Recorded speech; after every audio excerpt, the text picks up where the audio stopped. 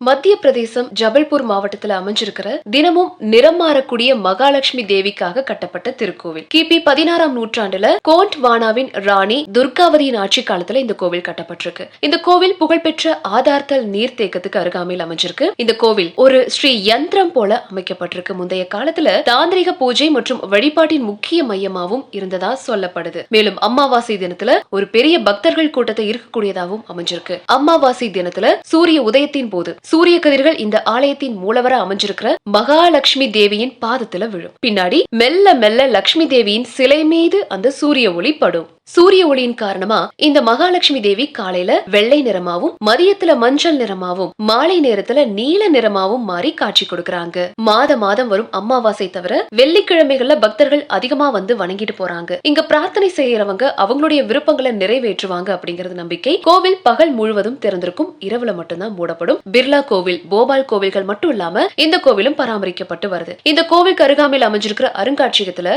பழமையான சிலைகள், பொருட்கள் காட்சிக்கு வைக்கப்பட்டிருக்கு. மகாலட்சுமி தேவிக்கு அர்ப்பணிக்கப்பட்ட இந்த கோவில் லட்சுமி நாராயணன் கோவில் அப்படின்னு அழைக்கப்படுது.